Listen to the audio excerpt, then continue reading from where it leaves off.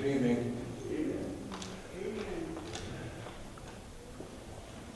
Blessed once again to be in the house of prayer tonight to study another portion of God's holy and divine word. I want you all to pray for me tonight. I have a heavy heart on tonight, and so I'm struggling tonight, and I ask you to pray for me. On Mother's Day, Allison and I were at a restaurant eating, and got a phone call from a real close friend of mine, of ours. She informed me that her son was killed. Of all the things on Mother's Day, that's a mother's worst nightmare. And she was frantic, her voice, I just could feel the pain in her voice. And the first words that came out of her mouth were, a parent is not supposed to bury their child. And so we are really close to that family. I've filmed several events for the family. I've watched this young man grow up. And so he's like a son to me. And so I'm struggling tonight. So I ask you to pray for me that we get through this class tonight. I told you a while back that life happens even while we're studying about life. It continues to happen. And it's happening all the while. The script of life is being written on a daily basis. Every day, the script is being written. And a lot of times, the things that we experience in life are dictated by choices that we make. In our last class, we began studying temptation. How do you handle temptation? We define temptation as an enticement to do the right thing, but in the wrong way. And let me just say, in passing, the battlefield, and I've told you from the beginning that this whole life is a battle. It's a battle between God and Satan. And everything that happens in this life coincides with that battle that's going on. Well, the battlefield is the mind. Satan wants control of our minds. That is the battlefield, brothers and sisters. George and I were talking a few moments ago in the back, and we were talking about some of the things that's going on in the world, some of the things that's going on in society, and we both agree that the heart of the human problem is the problem of the human heart. We have been conditioned to treat symptoms. More jails is not the solution to the crime problem. Condoms is not the solution to the sex problem. We treat symptoms and not deal with the root cause or problem. But the root cause, the heart of the human problem, is the problem of the human heart. And until you get a person's heart right, you will not get that person right. Isn't that right? Now I'm dealing with a friend who's dealing with a broken heart. But guess what? Jesus can heal a broken heart. Whether your heart is broken because of pain, whether it is deceived because of ignorance, whether it is weighed down because of guilt, or whether it is twisted because of pride, Jesus can fix our broken hearts. Isn't that right? And we live in a society filled with people with broken hearts. The church is filled with people with broken hearts. And we are here because the church is a hospital. All of us are struggling with something. Isn't that right? And we all are here trying to have the great physician, the one who never lost a case, to fix us. Right? Let's go quickly because we have a lot to cover and I need to finish this tonight. In our last class, we defined temptation as the meeting of a legitimate need but in the wrong way, doing the right thing, but in the wrong way. We talked about some facts about temptation. Who was not here last week and didn't get a handout from last week? Okay.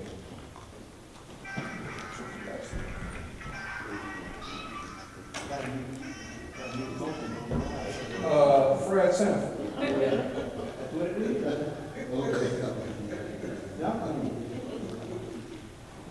We said last week that some of the facts of temptation were that temptation is a definite probability. It is not a question of when you are, or if you are tempted, but when you are tempted. We will all be tempted.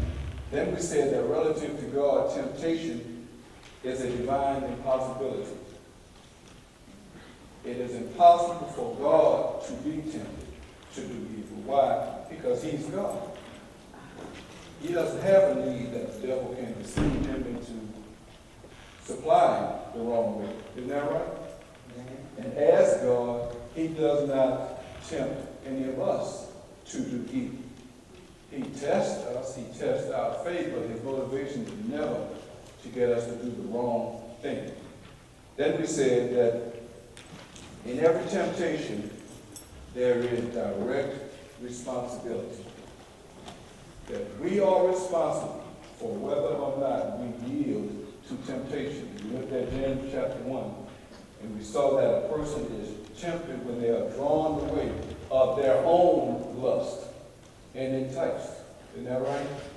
And then when that enticement, when that temptation gets consent from the will, and you act upon the temptation, you yield to the temptation, that's when sin is born.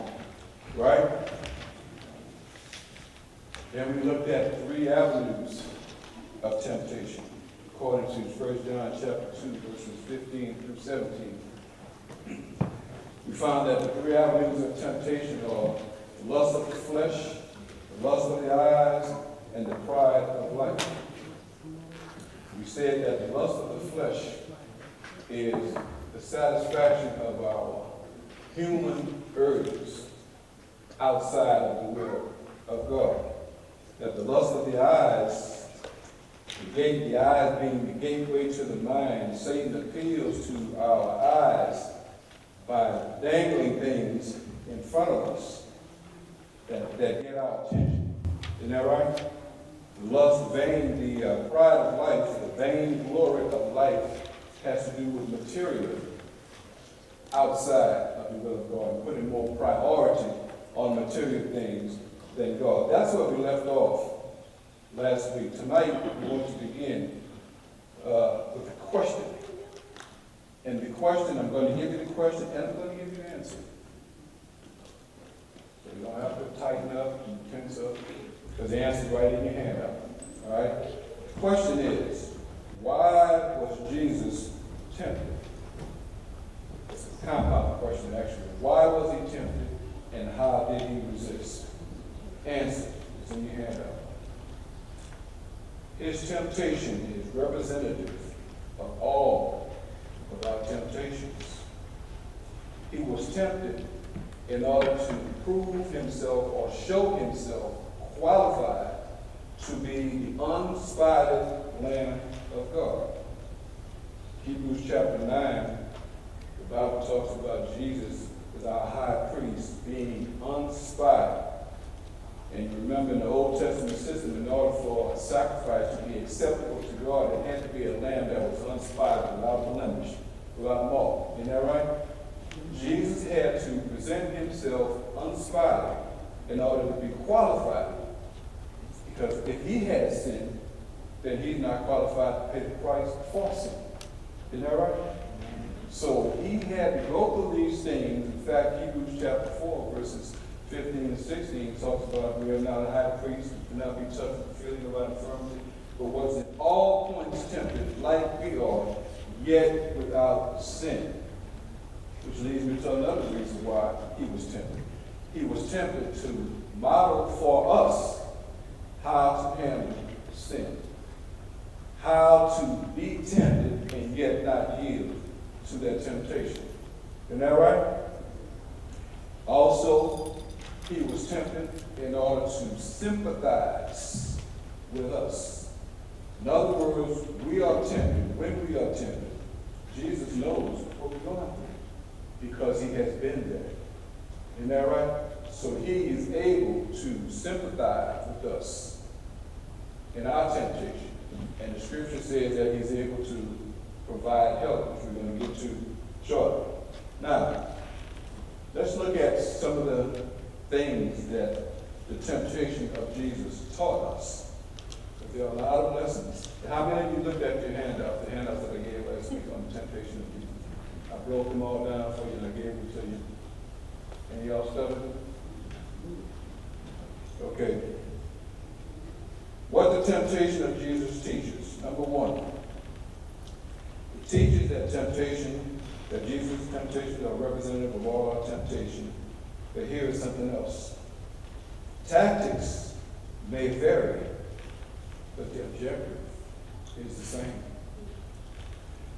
When the devil came to Jesus with one temptation and it didn't work, he came at him another way. When that didn't work, he came at him another way. So it is with us, brothers and sisters. He always after us. He doesn't know what your weaknesses are because he's not God, he's not omniscient.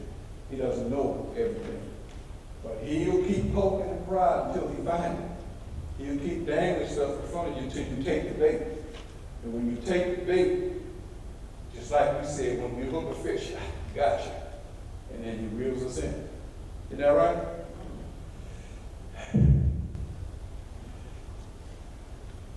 All of us don't have the same weaknesses. We all don't respond to the same bait. But we all have weaknesses. And we all take some bait of some kind. And so none of us have justification for judging anyone else's weakness.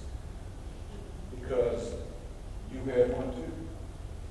I had one too. We all do, right? Number two, what Jesus' temptation teaches us. How Jesus handled his temptations are a model for us to use to deal with our temptations. He showed us how to do it. And we're going to look at it in detail in a minute. Number three, Jesus' temptations discloses the nature of spiritual warfare. It is a battle between God and Satan. And I said at the beginning of this series that whose agenda you advances is determined by how you respond to temptation. Understand, brothers, it is a battle. Don't let anyone fool you, tell you that the Christian life is, all, sweet sunshine and rainbow and roses. Yes, we are covered by the blood of Christ. Yes, we have access to the grace of God, but we are in war. We are in battle, and war is ugly. And if you are not equipped, if you are not prepared, you will be destroyed. It's just that simple. And God has given us everything we need. First of all, he gave us a warning. He told us that we are in a war. Isn't that right? And when you look throughout the New Testament scripture, it is replete with admonitions about being watchful, about being careful, about knowing who the enemy is. Because if you are not, and being, girded about having the mentality of being in the war and being ready to endure hardship like a good soldier. If you've ever been in the military, you've ever been in war, you know what I'm talking about. George knows what I'm talking about. And we're going to talk about that a little bit more in a few moments. But as I said before, the battlefield is the mind. Proverbs chapter 4, verse 23, the scripture says, keep thine heart with all diligence, for out of it are the issues of life. The devil is after your mind. And if he can control your mind, he can control your body. And if he can control your mind, he can control your destiny. Think about that. Number 4, what Jesus' temptation teaches us. It demonstrates the relentless attack of the enemy. Brothers and sisters, the enemy does not give up. If he doesn't get you one way, he will come back another way. He did it 3 different ways with Jesus that's recorded. And as I stated before, Jesus was tempted the entire 40 days that he was in the wilderness. So the devil tried many tactics and many strategies on Jesus, none of which worked. So don't think that because, we are successful at not yielding to a temptation that we through. No ma'am, no sir. He will be coming back. In fact, the scripture said that after the temptations of Jesus, the angels of God came and ministered to him. Well, first it said that the devil left him. But Luke's account says, for a season. That's what we have to understand. He will leave you for a season. But just like Arnold Schwarzenegger said, I'll be back. And he comes back in a different way until he finds one that works. Right? Number 5. The temptation of Jesus show us that we too can be victorious over the enemy. That's good news. That is good news. The devil is smarter than we are. He's more cunning and crafty than we are. We are like sheep. That's why we need a shepherd. But because we have the shepherd, and if we rely upon the shepherd, we too can be victorious over the enemy. That's good news to me. Because if we were left to our own, we'd be in trouble. Isn't that right? Number 6. The temptations of Jesus teaches us that if we resist the enemy, he will flee from us, keep for a season. Number 7. God will provide for our needs in his way and in his time. What we must learn to do is to wait on the Lord. Because that's what temptation is. Temptation is an enticement to try and get us to meet a legitimate need, but in a way that's outside of the will of God, outside of God's timing, outside of God's purpose. Isn't that right? So if we learn, just as Jesus did, Jesus resisted the temptation, resisted the devil, and when he did, the devil, God said that the angels came to minister to him. If we wait on God's time. Now what is that? No one knows. Situation that I told you about this young man being killed. It is too soon for any of us to understand what God's purpose is for that tragedy, for allowing that tragedy to happen. But in time, God will reveal his purpose for allowing it to happen.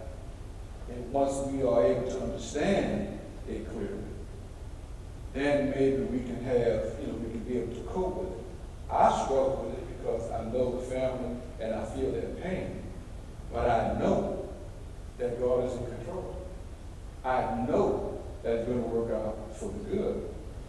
But you try telling that to a grieving mother who just lost a son. You try getting someone, who's fresh in that pain to understand that. It takes time to get there. Yes, sir. Go ahead. While we're waiting on the Lord and waiting on his time, we'll not just sit on our hands and do nothing. We'll try to go and work with others. Because in working with others, God is working those things out. And in my mind, I think that problem is big. And when he revealed what it is, I was just making a mountain out of a molehill. A molehill out of a mountain.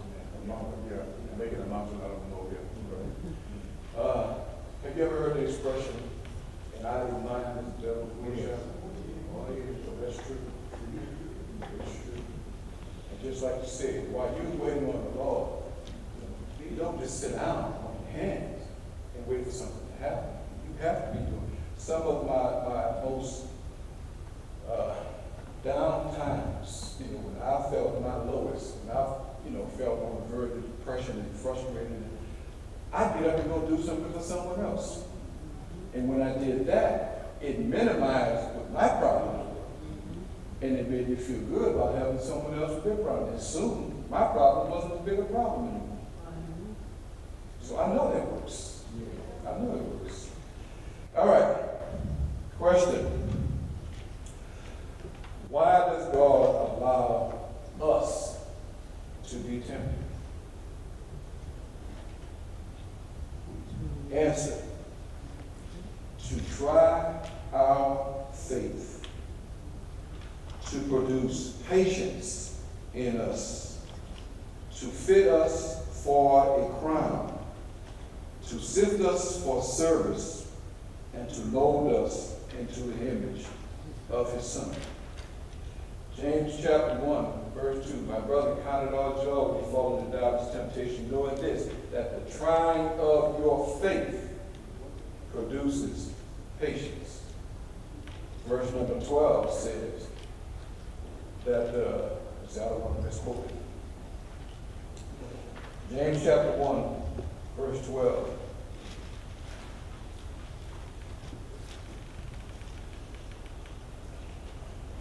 Blessed is the man that endureth temptation, for when he is tried, he shall receive the crown of life which the Lord had promised to them that love him. Brothers and sisters, you can't get the crown until you've been tried. Did you know that? You cannot get the crown until you've been tried. And so when you're going through things, when your faith is being tested, just remember, you're being fitted for your crown. Right? And the Lord is doing what you asked him to do. How many of you have prayed for patience? Lord, give me patience. How many of you pray for patience? And then turn around and find yourself in a storm. God answers prayer. Not always the way we want it. Not how we were looking for it to come. But he answers prayer. See, God does what produces patience, which is test our faith. See? Then remember I said it sifts us for service. A few weeks back I told you when we looked at Luke chapter 22, verses 31 and 32, when Jesus told Simon, Simon, Simon, Satan had desired to have you that it could sift you like wheat. But I have prayed for you. Why? That your faith fail not.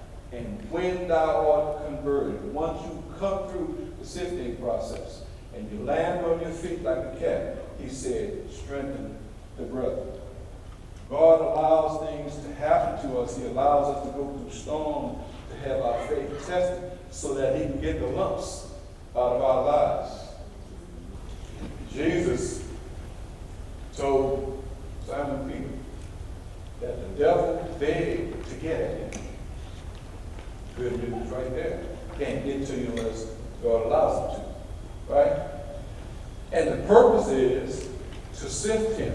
And I explained to you the sifting process to get the lumps out of our lives, to get those things that we are not, that's not useful for us to God, to get that out of our lives so that we can be useful to God. The wheat is useful, the chaff is not useful, it has to be separated. And that's the sifting process that takes care of that, right? But the good news is, Jesus said, I have prayed for you. Did you not know that God is praying for our faith? Every time we are tempted, Jesus is praying that our faith fail not. She's gonna. You have it? Yeah. Go ahead. Just a comment. It's interesting that under the answer of why does God allow us to be tempted, most of the answers that I'm reading,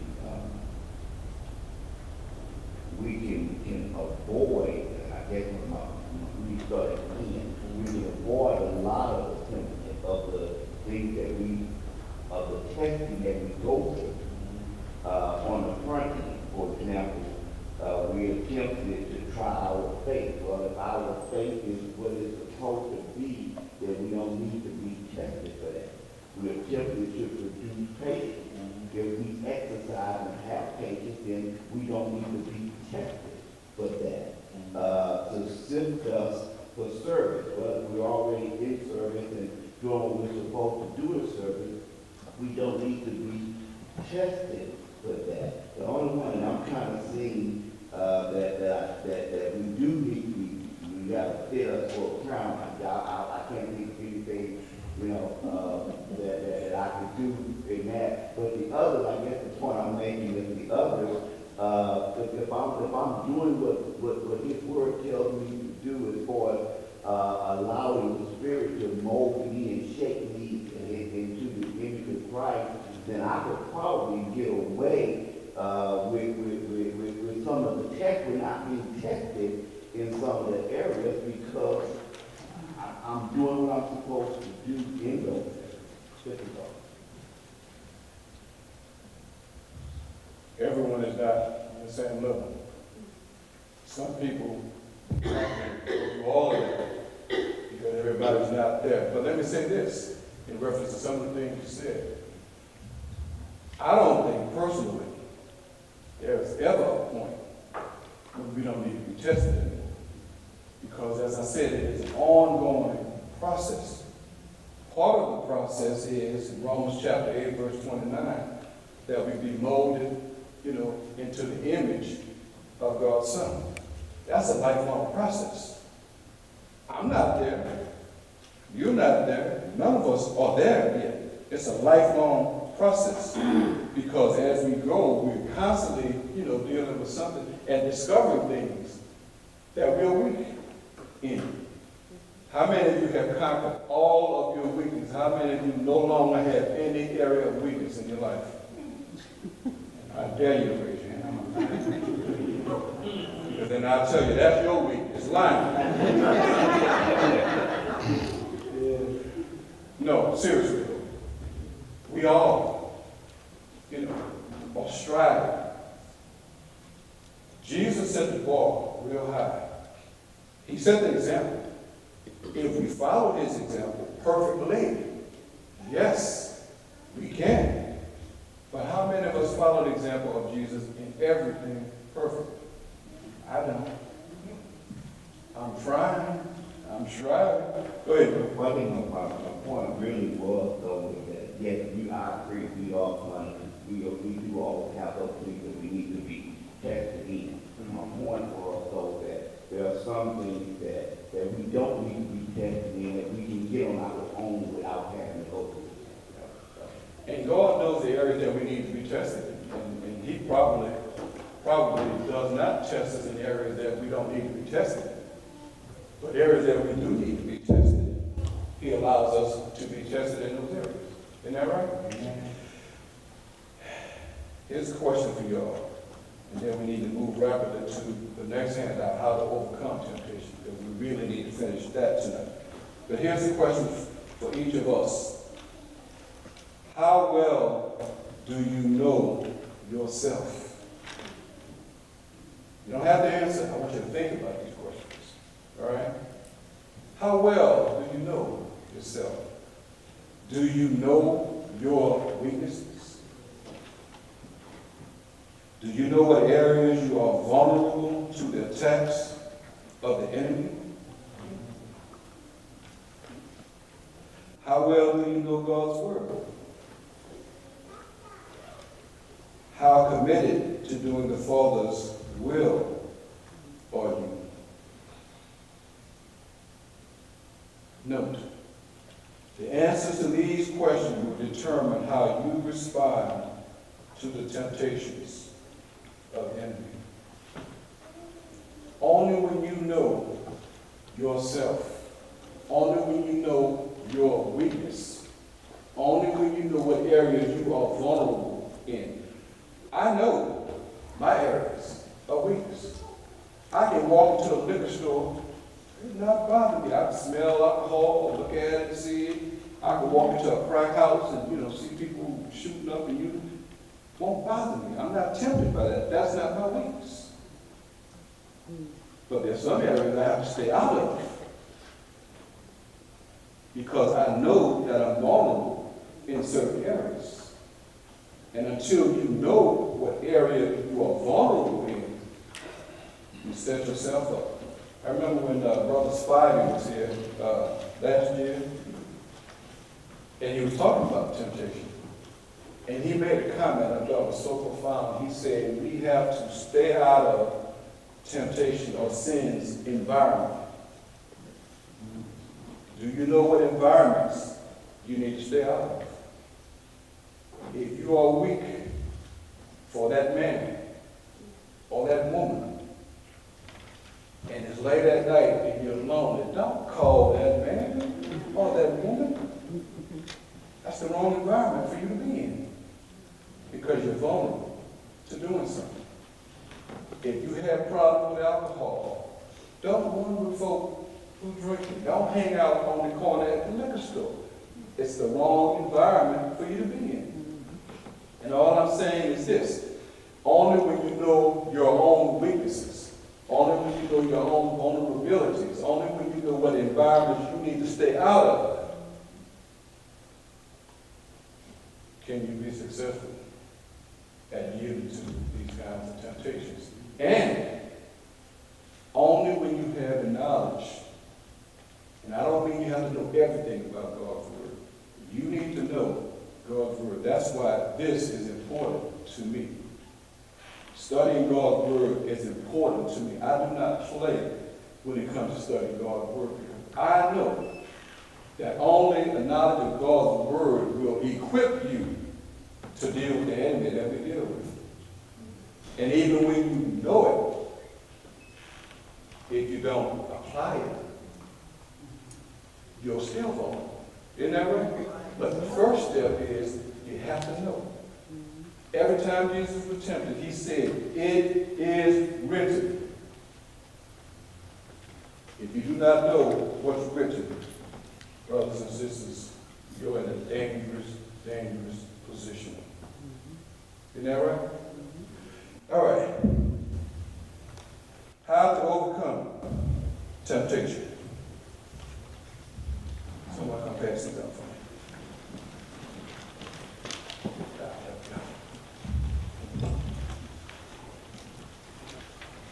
How many of you have been tempted this week? Fast.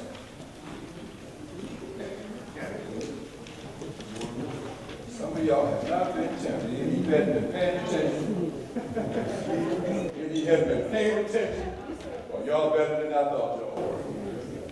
Huh? Well, I can say today and everybody should be raising their hand. Your hands up with you? Okay. Give Chris the mic. No, I don't want my. Well, you need the mic, too. I can't hear you. I just want to know how you know you weren't tested. If you're How do you know saying you were you weren't tested, how you know you weren't being tested? How do you know you weren't being tested? That's what we're discussing. We're kind of confused with the difference between tempting and testing. Now, when I say tested, when I say tempted, I'm talking about tempted of the devil to supply legitimate need in the wrong way. That's what I mean when I say that. All right? Have you not had a thought, something happened, somebody said something to you that for a split second, you know, it was something that a need that you had legitimate that was, you know, could have been met in that moment, but you know it was outside of the will of God? That's tempting. Huh? That's tempting. That's tempted to supply legitimate need in the wrong way, outside of the will of God. Okay? That's what I meant when I said that. So what would be testing?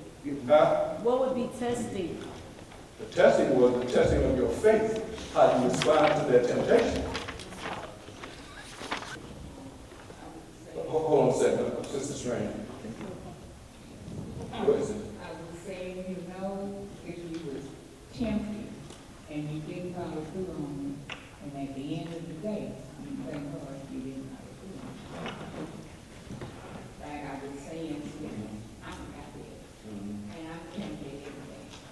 Because my tendency is chocolate. I love it. And now they're saying don't eat too much red meat. I love a good piece of meat. You love a good piece of meat. All right. Kristen, did I answer your question, though, sister? Did I help you understand? What I was just talking about when I asked that question? No, you did not. I can tell you that because I'm sitting up here saying the same thing. Well, hey, let me know. I can't read your mind. No, you did not, because, Go ahead. she is wanting to know what's the difference Mhm. between being tempted and being tested. Okay. Is there a difference? Okay. The difference is when I say tempted, as in what we are talking about, I defined what it was. The meeting or attempting to meet a legitimate need, but in the wrong way. Trying to have a need that is God-given, supplied in a way that's outside of the will of God. Example, and I gave it last week. If I were hungry, didn't have any money, went to the store, stole a honey bun, ate the honey bun. I supplied a legitimate need, but in the wrong way because I stole a honey bun. That part I get, but what's the That's testing? temptation, what I'm Okay. talking about. Trying to be enticed by the devil to meet a legitimate need in the wrong way. It is a test of your faith. Okay, How you respond to it okay. is testing your faith. If you give in and your will consents to the temptation and you steal the honey bun, you fail the test. Okay. So basically, it's like, well, they happen synonymously. I can't hear you. Hold it. They're defined differently, but they happen synonymously. Temptation and being tested. I couldn't hear what you down there. She said they're defined different, but they happen synonymously. Oh, okay, all right. Yeah. Well, like I said, the difference is, I got the difference. the temptation is the enticement to meet a legitimate need in the wrong way. Okay. The whole process is a test of your faith. How you respond to it will determine. You see, and we're gonna talk about this, it's in your handout, all right? And don't eat up all my time, we gotta get through this, y'all, this is what y'all wanna get through right here. All right, so let's not get caught up. All right, go ahead, Cynthia. Oh, I was Tonight. talking about that. No. Lionel, somebody back there need to talk? Go ahead, right there, the green shirt, you want to say something? Don't be scared. Oh, no, I ain't serious. I think I guess the problem we were struggling with, because she said it happened at the same time, I guess the way we were wondering which one came first, but when your definition of temptation, you said it's trying to meet a legitimate need in the wrong way. So if Job was tempted, but he had everything, you know, riches and stuff like that, the stuff that was taken from him, then if he was tempted, then what need was he trying to meet in the wrong way? Yeah, that's it. So Job's health was taken from him. But I mean, His family was taken from him. When all his material possessions were taken from him, he had needs. But they You want see what I'm to saying? And even before all of that happened, Job had everything he needed. Job didn't have anything. I mean, he didn't have everything that he needed. No one has everything that they need. If you did, only God does that. And that's why I defined it when I said relative to God, temptation is a divine impossibility. Only God does not have a need that the devil can try and get him to fill outside of the book. Only God has that. God has everything. God doesn't have an itch that the devil can scratch. All of us have an itch that the devil tries to get us to scratch. All of us have a need that the devil tries to get us to meet outside of the will of God. All of us, Job included. Let's not get caught up. I don't want to get hung up on this stuff. We get Allison, we need to finish this handout. I got 15 minutes. Go ahead. No, the only thing If I didn't answer your question sufficiently, see me after class. I'll stay here all night with you. All right? I just don't want to take up the class time. in the movie Devil's Advocate, I don't know if You're anyone scared of ever. that movie. Yes, I am. She's scared to death of that movie. Go ahead. Anyway, Keanu Reeves, they had given him power, money, and then he still even wanted more. And that was, he didn't have a need for it, but he was still, it was in him that he desired it. And therefore he was still trying to reach for more and more, even though his wife was saying, we don't have to have this. And that was his downfall. he was greedy. And that's why I talked about the 3 avenues of temptation. Lust of the flesh, lust of the eye, pride of life. The devil he's been working that since the Garden of Eden, and he's still working it today. And it varies from individual to individual. No two individuals, see what I'm saying, have the same. We all respond to those 3 avenues differently based upon our own individual weaknesses. That's why it's the question, how well do you know yourself? All right, now, let's get to how to overcome temptation. Number 1, realize that temptation will come your way. So be prepared. You ever heard the saying, to be forewarned is to be forearmed? If you know it's coming, you can prepare for it. Well, we know that the devil is out to get us. 1 Peter chapter 5, verse number 8, the scripture says, your adversary, the devil, as a roaring lion, is roaming about seeking whom he may devour. If you were in the jungle and you knew there were lions in the jungle, would you just walk out, strut out there, just any kind of way, nonchalant? No. You're looking for the lion because you know if he gets you, you're in trouble. Ephesians 5, verse 15, Paul says, see that you walk circumspectly, not as fools. That means to walk cautiously, carefully, watching out for the minds in the booby trap. George is in Vietnam. George can tell you that if you went out there in the bush and you were not watchful, you were not vigilant, you did not come out of the bush in one piece. Am I right, George? This is the terminology that Paul is using. Paul is saying that we have an adversary, we have a devil, we have an enemy who's constantly after us. And so we have to always be watchful, always be vigilant, because if we don't, he's going to get us. If you snooze, you lose. It's just that simple. Number 2, how to overcome temptation. Examine the path you are on and the company you keep. Don't run with folk with a different agenda than you. This is personal to me because some of the worst choices I have made in my life, with some of the most severe consequences, some of the most life-changing, life-altering consequences, have been influenced by running with the wrong group of people. I'm telling you this for myself personally. I know this is true. Someone get Proverbs chapter 1. And let me read what the scripture says about that. Some of the 1 Corinthians 15, 33. Wait a minute. Here was Proverbs says. Okay. Proverbs 1, verses 10 through 19. Read. Repeat, 10, chapter. I'm sorry, chapter 1, verses 10 through 19. My son is sent for men and tight you do not give it to them. Hold that mic to your mouth. I'm sorry? Hold that mic closer to your mouth so we can hear you. My son, if sent for men and tight you, don't give it to them. If they say, come along with us, let's lie and wait for innocent blood. Let's embodish some harmful souls. Let's swallow them alive, like the grave and whole. Like those who go down to the pit, we will give all sorts of valuable things and fill our house with abundance. Cast lot with us, we will all share the loot. My son, do not go along with them. Do not set foot on their path, for those feet rush into evil. They are swift to shred blood. How useless to spread a net where every bird can see it. Those men lie in wait for their own blood. They embellish only themselves. So such as the path of all who go after ill-gotten gain. It takes away the life of those who give it. Thank you.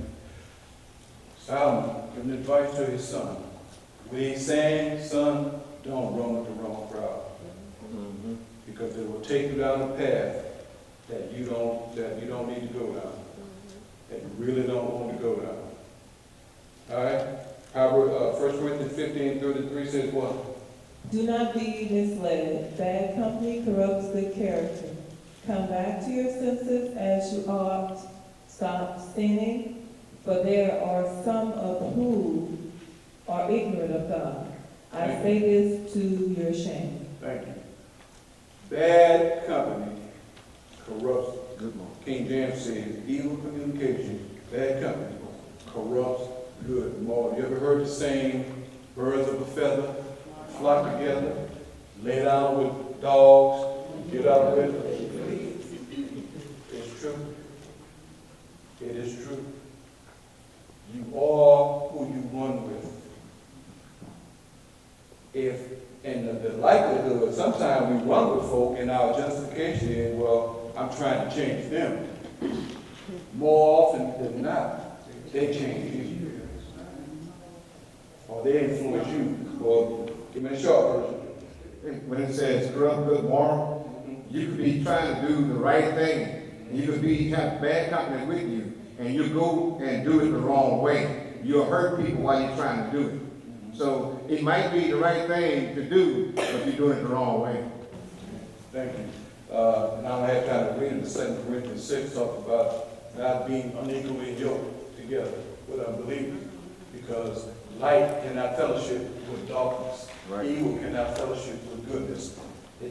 Apples and oranges. All right. So choose which side you want to be on. Number 3. How to overcome temptation. Don't play with fire. Avoid things and people you have a weakness for. Stay out of temptation's environment. And see, that goes back to that question that I asked. How well do you know yourself? Do you know your weakness? Because if you don't know your weakness, you walk into it every time. Isn't that right? Avoid things and people. Sometimes we have a weakness for people. And sometimes, trust me, the devil does not care who he uses to get you. He will use your family. He will use, your friends, your co-workers. It does not. He will use your mind to get at you. Isn't that right? All right, moving on. Well, I want to read this. Proverbs chapter 6, verses 27 and 28. Because the wise man asked a rhetorical question. Proverbs chapter 6, verses 27, 28. Can a man take fire in his bosom and his clothes not be burnt? What's the answer? No. Can one go upon hot coals and his feet not be burned? What's the answer? No. It's a rhetorical question. You know what the answer is. But what the proverb writer is saying is, just like you can't take fire into your bosom and don't get burned, you can't run with the wrong folk and not be affected. You cannot be weak for the wrong person or the wrong thing and not be affected. I need to move on. Number 4, understand God is in ultimate control and will not allow us to be tempted above our ability to bear it. But we must take the door of escape that God provides. 1 Corinthians chapter 10, 13. For there is no temptation taking you but such as is common to man. But God is faithful, who will not allow you to be tempted above your ability to bear, but will, with the temptation, provide a way of escape that you may be able to bear. In every temptation, God has a door of escape. Every temptation. There is not a temptation you can face that God does not have some exit strategy for you. But it is up to us to take the escape. If we stay in the environment and we do not take the door shuts and you're on your own. And you have to deal with the consequences of it. All right? Number 5, arm yourselves with a knowledge of God's word. Why? It is our weapon. It is the weapon that Jesus used. One of the weapons that he used. When he said, it is written. Paul says in Ephesians chapter 6, beginning in verse 10, or actually verse 17, he says that the sword of the Spirit, which is the word of God. The sword is a weapon. And it is offensive and it is defensive. Isn't that right? I don't have time to dwell on that. Number 6, examine your priorities in life. Lay up treasures that matter. As I said, the devil tries to get us to meet legitimate needs in the wrong way. For Matthew chapter 6, the Bible talks about some of the legitimate needs that we have: food, clothing, these kind of things. But if your priorities are misplaced, you're trying to have more than you really need, or your things that you have 7, 8 digits in your physical bank account, but your spiritual bank account is NSF. None of that stuff is going to help you when you face God in judgment. Isn't that right? Matthew chapter 16, verse 23. What would a profit man if he should gain the whole world and lose his own soul? And what would a man give in exchange for his soul? Your soul is more important than any material possession that we could have. But you have to have that priority. All right? Number 7, be submissive to the will of God and committed in your relationship with Him. That's what got Jesus through the temptations. And you remember when we were talking about death? You remember I told you when Jesus went in the Garden of Gethsemane, he sweated, as the word, great drops of blood. I explained to you about the emotional stress that he was under, that he sweated great drops of blood. In his flesh, he did not want to go to the cross. But because he was committed to doing his Father's will, his words were, Father, if there's any other way, that this cup can pass from you. Nevertheless, not as I will, but as thou will. Jesus was totally committed to doing his Father's will, and he was submissive to the will of his Father. That's why he didn't yield to the temptations. And you remember Genesis chapter 39, Joseph, when he was tempted by Potiphar's wife, nobody was around. He could have did what he wanted to do. But he says that, I'm not going to sin against my God. He was committed to Potiphar and he was committed to God. That's why he didn't yield to the temptation. When we are committed to doing God's will, brothers and sisters, we have strength to fight, to resist temptations. Number 8, communicate with God in prayer and ask for help in times of need. Here's the good news. We have 24/7 access to God. That's good news. Because that means that at midnight when you're feeling lonely and you want to call the dude up or call, the woman up, and you ain't got no business calling because you know it's going to put you in an environment where you're going to do something you ain't got no business doing, you can call at midnight and ask him to strengthen you in that moment. Isn't that right? You don't have to wait till Sunday morning when we come in here, or Wednesday evening when we come in here and ask for prayer. You can go to God on your own behalf 24/7. That's good news.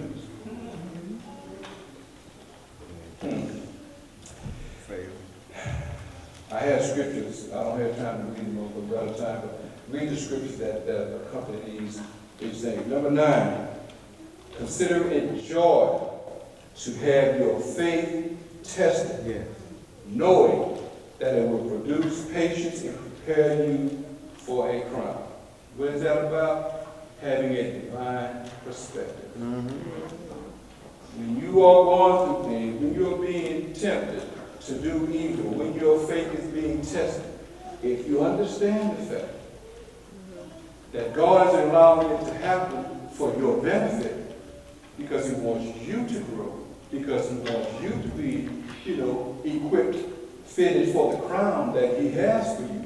When you have that perspective on it, it affects how you respond to it. Brothers and sisters, this whole series is about perspective. This whole series is about looking at life from a divine perspective. And when you learn to look at life from a divine perspective, it makes a difference in the choices that we make. It makes a difference in how we respond to life's issues. Isn't that right? Right. Finally, number 10, walk in the Spirit. We used to sing a song and go on, order my steps in the Lord. I'm finishing up, Tim. Order my steps in the Lord. Proverbs chapter 3, verses 5 and 6. Trust in the Lord with all thine heart. Lean not unto thine own understanding. In all thy ways acknowledge him, and he shall direct thy path. Literally, make your way straight. What I need you to understand about that is, it's conditional. You have to first trust in the Lord. You have to not lean upon your own understanding and your own ability to discern things. And when you do that, the Lord will guide your steps. All of God's promises, without exception, are conditional. So we have to be willing to meet the condition if we want to enjoy the blessing. And then let me just read the conclusion into the record that we've done. It is my prayer that God will help us to understand the necessity of having our faith tested and the provisions he has made to protect and provide for us in our temptations. We have everything we need to repel the attacks of Satan on our faith. We have access to the throne of grace, guidance from God's word, and the example of our Lord. All we need to do is submit to the will of God and follow the pattern of Jesus and be committed in our service to God, and we can gain the victory already secured for us by our Lord Jesus Christ. Next week, we're going to begin how do you handle relationships. This is the stuff that everybody's been writing in about, all of these issues that we have in our families and all of these. We're going to start talking about it next week. But we're going to begin by talking about God's pattern for relationships. Because all this other stuff comes under it. If you know God's pattern for relationships, then you know how to deal with all this other stuff. So from this point to the end of this series, we're going to be talking about relationships. Come back. Finish, Tim. Thank you.